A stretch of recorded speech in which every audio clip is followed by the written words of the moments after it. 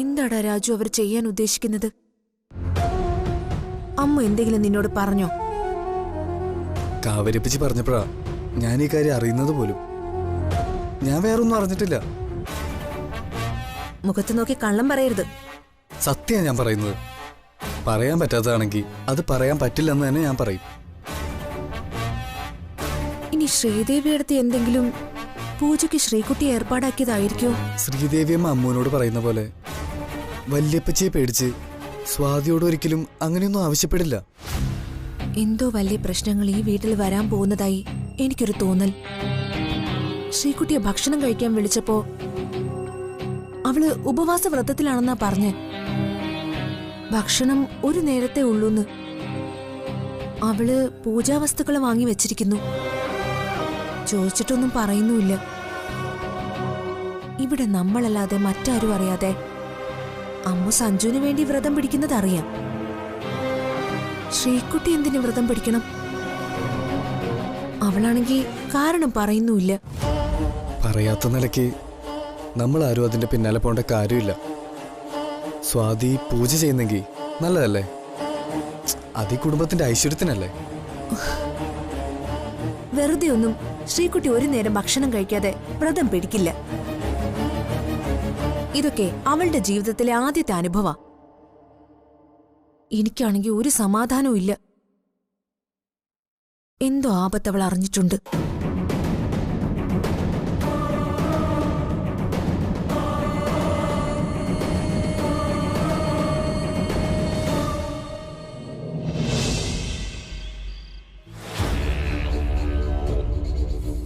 ഗൗതം എന്ന പേര് നീ പറഞ്ഞത് വെച്ച് ഞാൻ അയാളുടെ വിവരങ്ങൾ നോക്കി. മാണിക്യമംഗലം കുടുംബവുമായി അയാൾക്ക് ഒരു ബന്ധവുമില്ല. അയാൾ കമ്പനിയിൽ തന്ന ബയോഡേറ്റയില് ബാംഗ്ലൂരിലാണ് അയാൾ ജനിച്ചതും പഠിച്ചതും. അയാളെ കുടുംബത്തിലെ അംഗമാണെങ്കിൽ സഞ്ജുവിനോട് പ്രതികാരം ചെയ്യാൻ ഒരുപാട് അവസരം കിട്ടിയതല്ലേ? പ്രത്യേകിച്ചും സഞ്ജുവിന്റെ ഓഫീസിൽ തന്നെ അയാൾ ഉള്ള നിലയ്ക്ക്. അതെ, പേരിലെ സാദൃശ്യം വെച്ച് സംശയിക്കാനൊന്നുമില്ല. അയാൾ ഒരു അലസനായിട്ടാണ് എനിക്ക് തോന്നിയത്. അനാവശ്യ കാര്യങ്ങളിൽ കയറി ഇടപെടും. മാധവേട്ടനെ തല്ലിയതും അങ്ങനെ. അയാൾക്കൊരു ലക്ഷ്യമുണ്ടെങ്കിൽ ഒരു പ്രശ്നത്തിനും പോവില്ല. പാമ്പിനെ പോലെ പതുങ്ങിയിരിക്കും. അയാൾ അവസരം കാത്തിരിക്കാം. ഞാൻ എങ്ങനെ അത് പറയും? കവിത ചേച്ചിയുടെ ഭർത്താവ് അയാള്. ഈ കുടുംബത്തിലെ രണ്ടാമത്തെ മരുമകൻ. സത്യം പുറത്തു പോയാ അത് ഞാൻ വഴിയാണെന്ന് കവിത ചേച്ചിക്ക് അറിയാം. ഇനി ആ പറഞ്ഞ ഗൗതം വന്നാലും എനിക്കൊരു ഭയവുമില്ല. എനിക്ക് ചുറ്റും ഒരു കവചമുണ്ട്. വെറുതെ ധൈര്യം നടിക്കണ്ട. സൂക്ഷിക്കണം സഞ്ജു. എടോ, കൊല്ലാൻ ഒരാള് വന്ന ആർക്കും ഒന്നും ചെയ്യാനാവില്ല. പക്ഷെ എനിക്ക് ഉറപ്പുണ്ട്, എന്റെ ജീവൻ എടുക്കാൻ ആർക്കും അത്ര എളുപ്പമല്ലെന്ന്.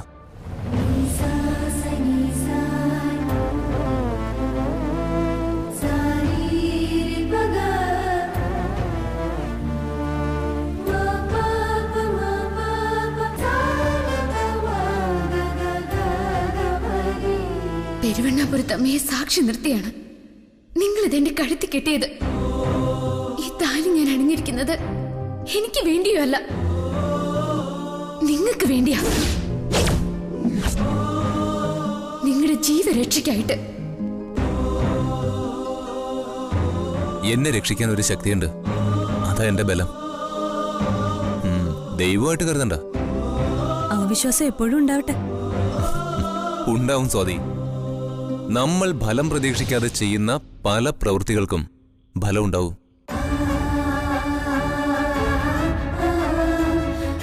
പലരുടെയും പ്രാർത്ഥനയും നമുക്കുണ്ടാവും.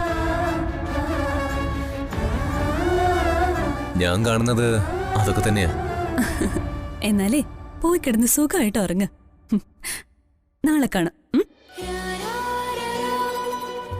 ഇത് വല്ലാത്തൊരു പരീക്ഷണമാണ്.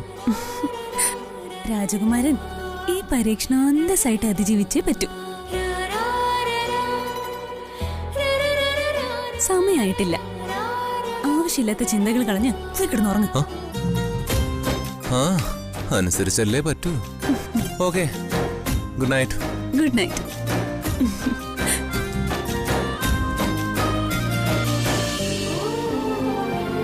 അവരൊന്നിച്ച് ജീവിച്ച് കണ്ടാ മതി.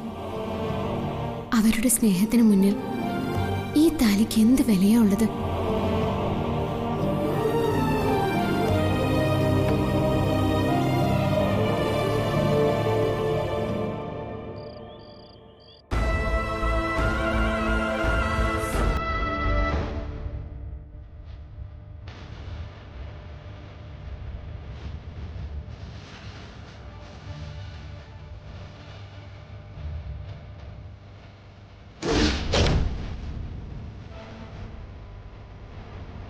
കവിത ചേച്ചിയെ വിവാഹം ചെയ്യാനിരുന്ന ആള് മരിച്ചെന്നല്ലേ പറഞ്ഞത്? പിന്നെ ആൺമക്കൾ ആരുമില്ലേ? ഒരാൾ കൂടെ ഉണ്ട്, ഗൗതം എന്ന അയാളുടെ പേര്.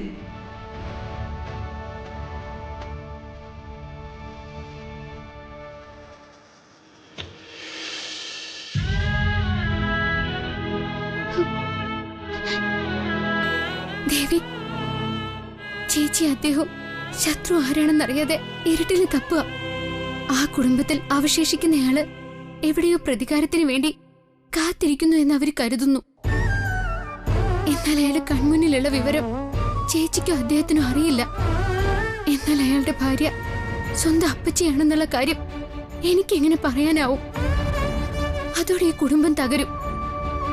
കാവേരി ചേച്ചിയോട് പോലും എനിക്ക് ഈ സത്യം വെളിപ്പെടുത്താനാവുന്നില്ല. കവിത ചേച്ചിയെ സംബന്ധിച്ച ആ രഹസ്യമാണ് എന്റെ കാര്യത്തിലുള്ളത്. അദ്ദേഹം താലി കെട്ടിയ പെണ്ണാണെന്നുള്ള സത്യം മൂടിവെച്ച് എല്ലാവരെയും കബളിപ്പിച്ച് ഈ വീട്ടിൽ ജീവിക്കുന്നവളാ ഞാൻ. ശത്രുവിന്റെ ഭാര്യയായി ഈ വീട്ടിലെ കവിത ചേച്ചിയും ജീവിക്കുന്നു. ഇതിന്റെ അവസാനം എന്തെന്ന് എനിക്കറിയില്ല. ഒരു വശത്ത് ചേച്ചി ശത്രുവിനെ തെരയുന്നു, മറുവശത്ത് എന്റെ കഴുത്തിൽ താലി കെട്ടിയ ആളെ തെരയുന്നു. എനിക്ക് ദേവിയോട് ഒരു അപേക്ഷയേ ഉള്ളൂ. അദ്ദേഹത്തിന്റെ ജീവന് ഒരാപത്തും വരുത്തരുതേ. എന്റെ പൂജകൾക്ക് ബലമില്ലാതെ പോകരുതേ ദേവി. അദ്ദേഹത്തിന് എന്തെങ്കിലും സംഭവിച്ച ദേവിയുടെ മുന്നിൽ വെച്ച് ഞാൻ എന്റെ പ്രാണൻ വെടിയും. ഇത് സത്യം.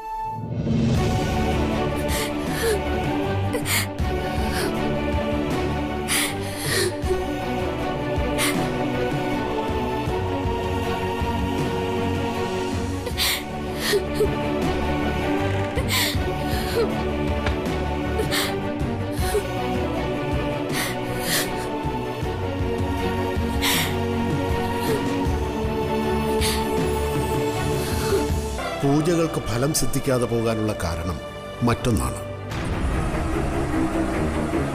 കല്യാണം കഴിഞ്ഞാൽ മകനില് അമ്മയ്ക്കുള്ള സ്വാധീനം കുറയും. പിന്നീട് ഭർത്താവിന് വേണ്ടി ഭാര്യയാണ് കർമ്മങ്ങൾ അനുഷ്ഠിക്കേണ്ടത്. പ്രാണഗണ്ഡം അഥവാ ജീവാപായം വിട്ടൊഴിയാൻ ജാതകക്കാരൻ്റെ ഭാര്യ ഇന്ന് തന്നെ പൂജകൾ തുടങ്ങിക്കോളും. താൻ കൊല്ലപ്പെടാൻ പോവുകയാണെന്നൊരു തോന്നൽ മുകുന്ദനുണ്ടായിരുന്നു. ജീവന് ഭീഷണിയുണ്ടെന്ന് കാണിച്ച് പോലീസിൽ കംപ്ലൈൻറ്റ് ചെയ്യാമെന്നൊക്കെ ഞാൻ പറഞ്ഞെങ്കിലും മരണം വന്നാൽ ആർക്കും തടയാൻ പറ്റില്ലെന്ന് പറഞ്ഞ് അവൻ ഒഴിഞ്ഞു മാറി. എന്തിനാ മോളെ നീ ഇതിന്റെ പിന്നാലെ പോയത്? മുത്തശ്ശനൊന്നും മറച്ചു വെക്കണ്ട. മോളെ, ഈ കുടുംബത്തെ ഗ്രസിച്ച പാപവും അത് തന്നെയാ. മുത്തശ്ശൻ ഒരിക്കലും പറഞ്ഞതുപോലെ ഇപ്പോഴത്തെ ഓരോ അനർത്ഥത്തിനും കാരണം മാണിക്യമംഗലത്ത് നടന്ന ദുർമരണങ്ങൾ തന്നെയാ. ആ അമ്മയും മകളും ജീവിച്ചിരിപ്പുണ്ടെന്ന് ആർക്കറിയാം? എങ്കിൽ മരണം 4 ദേവി, ഇതൊക്കെ വന്നു കൊള്ളുന്നത് അദ്ദേഹത്തിനാണല്ലോ. മരണഭീതി ഒഴിഞ്ഞു കിട്ടാൻ എന്ത് പൂജ ചെയ്യേണ്ടത്? അത് കുട്ടിയല്ലല്ലോ, ജാതകക്കാരൻ്റെ ഭാര്യയല്ലേ ചെയ്യേണ്ടത്. ദേവി, എന്റെ കഴുത്തിൽ അദ്ദേഹത്തെ കൊണ്ട് ഈ താലി കെട്ടിച്ചത് അദ്ദേഹത്തിന്റെ ജീവൻ രക്ഷിക്കാനാണെന്ന് വിശ്വസിക്കുന്നവളാ ഞാൻ. അദ്ദേഹത്തിന് എന്ത് സംഭവിച്ചാലും അതെന്നെയാ ബാധിക്കുന്ന. ശാസ്ത്രികളെ ഒന്ന് വിളിച്ചാലോ?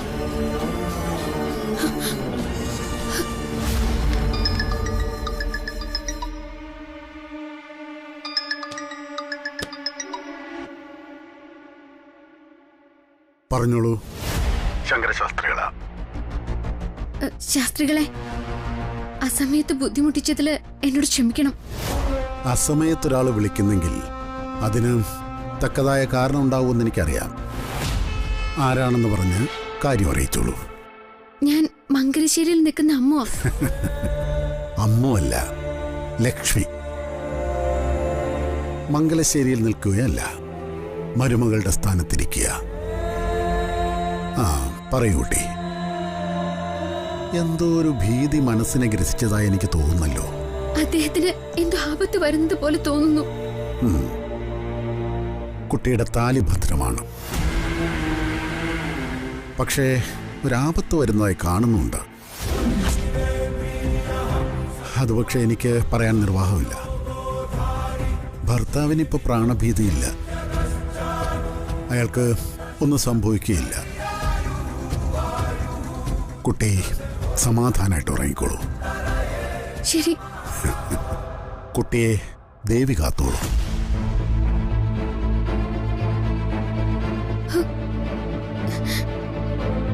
അദ്ദേഹത്തിന് പ്രാണഭീതി ഇല്ലെന്ന് പറയുന്നു, പക്ഷെ ആപത്തിന്റെ സൂചനയുണ്ടത്ര. അയ്യോ, ഈ കുടുംബത്തിനൊരു ദോഷവും വരുത്തല്ലേ ദേവി.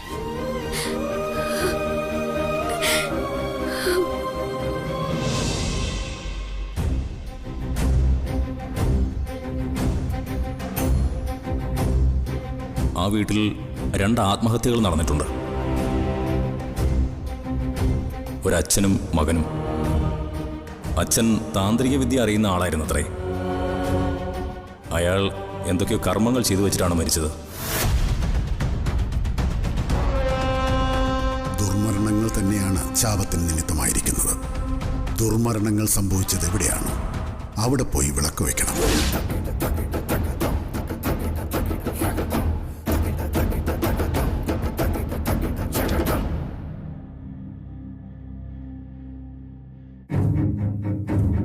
ഈ വീട്ടിലെ പെൺകുട്ടിയായിരുന്നു സഞ്ജുന്റെ അച്ഛൻ കല്യാണം കഴിക്കേണ്ടിയിരുന്നത്. കവിതയിളമയെ കല്യാണം ചെയ്യേണ്ട ആളിന്റെ വീടും ഇത് തന്നെയായിരുന്നു.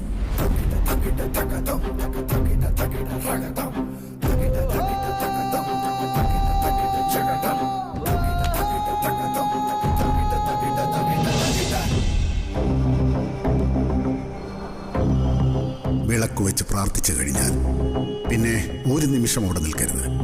ജീവൻ ആപത്താണ്. എത്രയും വേഗം ആ പറമ്പിൽ നിന്ന് പുറത്തു കിടക്കണം.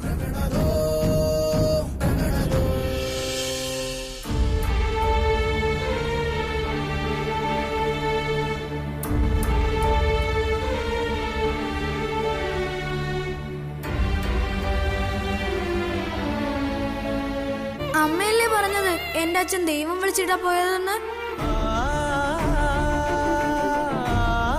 ദൈവത്തിന്റെ അടുത്ത് പോയ ആരും മടങ്ങി വരില്ലെന്ന് അമ്മയും മുത്തശ്ശനും പറഞ്ഞിട്ടില്ലേ?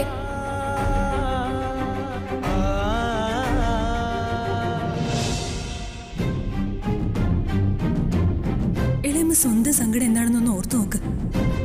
എന്റെ അനിയത്തി കുട്ടിക്കാലത്തെ മരിച്ചുപോയി. സഞ്ജുന്റെ അച്ഛൻ മരിച്ചു. ഇളയമ്മയ്ക്ക് കുട്ടികളില്ല. ദിനേശൻ ചെറിച്ചൻ തോന്നിയതുപോലെ നടക്കുന്നു. കവിത ഇളയമ്മ കല്യാണം പോലും കഴിച്ചിട്ടില്ല. ഇതൊക്കെ നിസ്സാരമായ കാര്യങ്ങളല്ല.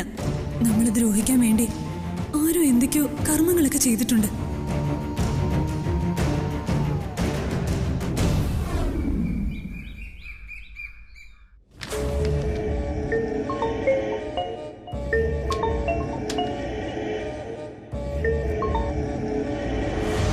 എന്താ കാര്യം ഗൗതം?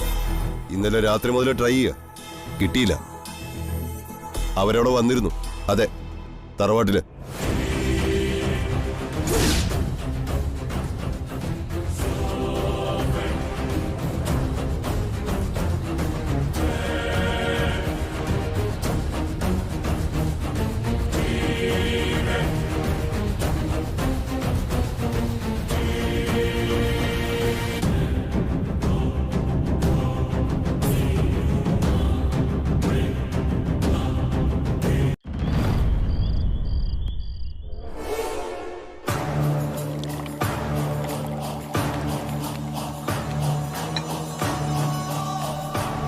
സഞ്ജുവിന് ഇനി വരെ നേരമായില്ലേ?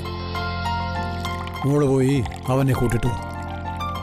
ആ അവര് വരുന്നുണ്ട്. ആ മോളിരിക്കെ. അമ്മ ഇരിക്കും. ഞാൻ പിന്നെ ഇരിക്കാം. ഇരിക്കമ്മ. ആ അമ്മ ഇരിക്കേ. ഞാൻ പിന്നെ കഴിച്ചോളാം മോനെ. നീ ഇരിക്കു ശ്രീദേവി. ഇനി എന്തിനാ പിന്നത്തേക്കാക്കുന്നത്? അല്ല, ഇരിക്കമ്മ. ഇരിക്കും മോളെ. അമ്മ കഴിച്ചോ?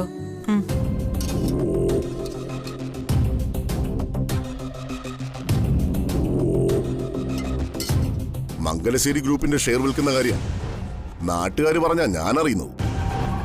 അത് ഞാൻ ഏകപക്ഷീയമായി എടുത്ത തീരുമാനമൊന്നുമല്ലേ. മുത്തച്ഛനോടും കവിതാപ്പച്ചിയോടും അമ്മയോടും കൂടി തീരുമാനിച്ചിട്ടാ അതിന് തയ്യാറായത്.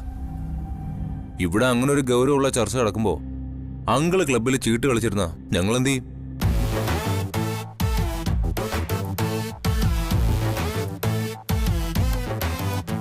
പിന്നെ അങ്കിളിനെ ക്ഷണിച്ച അഭിപ്രായം ചോദിക്കാൻ അങ്കിൾ ഡയറക്ടർ ബോർഡ് മെമ്പറൊന്നും അല്ലല്ലോ. അല്ലെങ്കിലും എന്റെ ഭാര്യയ്ക്ക് യാതൊരു വിലയില്ലല്ലോ. ദിനേശ് ചേട്ടൻ വെറുതെ ഓരോന്ന് പറഞ്ഞുണ്ടാക്കരുത്. ദിനേശ, അവക്ക് പരാതിയില്ലെങ്കിൽ പിന്നെ ദിനേശിന് പറയാനുള്ള വോയിസ് ഇല്ല. കമ്പനിയുടെ 50-ാം വാർഷികത്തിന് പോലും എനിക്ക് യാതൊരു റോളും ഇല്ല.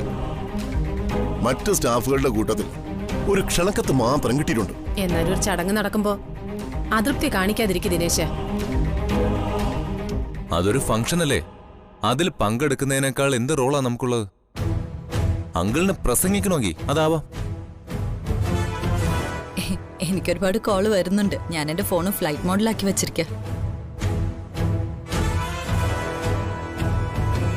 അല്ലെങ്കിൽ നമ്മൾ ഷെയർ വിൽക്കുന്ന കാര്യം അറിയാത്തതായിട്ട് ആരുമില്ല. നല്ല ഓഫർ വല്ലതും വന്നിട്ടുണ്ടോ? ഇന്നലെ രാത്രി ഞാൻ പ്രഭയുമായി സംസാരിച്ചിരുന്നു. ദുബായിലെ ഷെയർ വാങ്ങുന്നതിൽ പിന്നോട്ട് പോവരുതെന്നാ പ്രഭ പറഞ്ഞിരിക്കുന്നത്.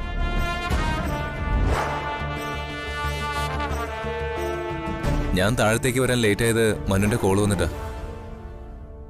ആഗ്നേയ എന്നൊരു മുംബൈ കമ്പനി നമ്മുടെ ഷെയർ വാങ്ങാൻ താല്പര്യം കാണിച്ചിട്ടുണ്ട്.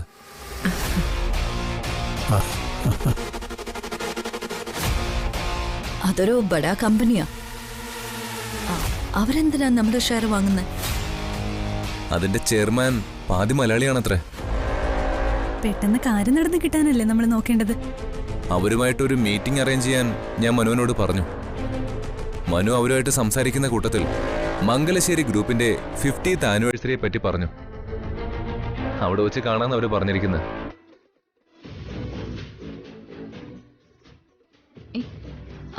അവരിങ്ങോട്ട് വരാന്നോ? I can't believe this. Sanju, അവരെ നീ ഇവിടേക്ക് ഇൻവൈറ്റ് ചെയ്യാൻ വല്ലേ പിച്ചി? അവര് വരുന്നുണ്ടെങ്കിൽ അത് നല്ല കാര്യമാണ്. ഗ്രോത്ത് ഉള്ള ഒരു കമ്പനി 50 വർഷം പൂർത്തിയാക്കുന്നു എന്ന് പറഞ്ഞാൽ അതൊരു നിസ്സാര കാര്യമല്ല. ഞാനിത് അവരുമായിട്ട് സംസാരിക്കുന്നുണ്ട്. പിന്നെ സ്വാതി കൂടി എന്റെ കൂടെ ഓഫീസിലേക്ക് വാ. ആനിവേഴ്സറി കഴിയുന്നവരെ നീയും എന്റെ കൂടെ ഉണ്ടാവണം. ഞാൻ റെഡി.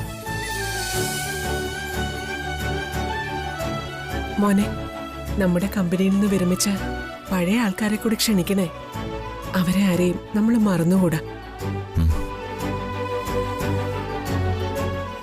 പിന്നെ എന്തെങ്കിലും നല്ല പാരിതോഷികവും നൽകണം. ഞാനത് മറക്കുവാമേ. അതിന്റെ ചുമതല ഞാൻ റീത്തെ ഏൽപ്പിച്ചിട്ടുണ്ട്. കമ്പനിക്ക് വേണ്ടി പണിയെടുത്ത ഒരാളെ പോലും മാറ്റി നിർത്തില്ല. സച്ചി അവന്റെ ഭാര്യയെ ക്ഷണിക്കണം.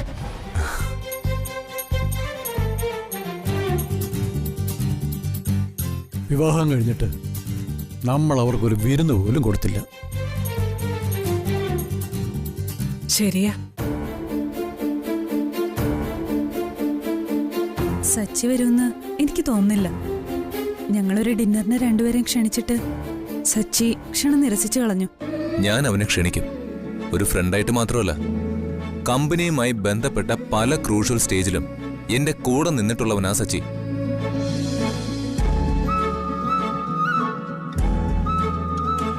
അവരെ കൂടാതെ അഖിലിനെയും ശ്യാമയെയും ക്ഷണിക്കുന്നുണ്ട്. സച്ചി ഒഴിയാൻ നോക്കിയാ അഖിൽ അവനെ പൊക്കിയെടുത്തോണ്ട് വരുന്നുള്ള കാര്യം ഉറപ്പാ. ശരിക്കും പറഞ്ഞ സച്ചിയുടെ വിവാഹത്തിന് ശേഷമുള്ള ഒത്തുകൂടലായിരിക്കും ഇത്.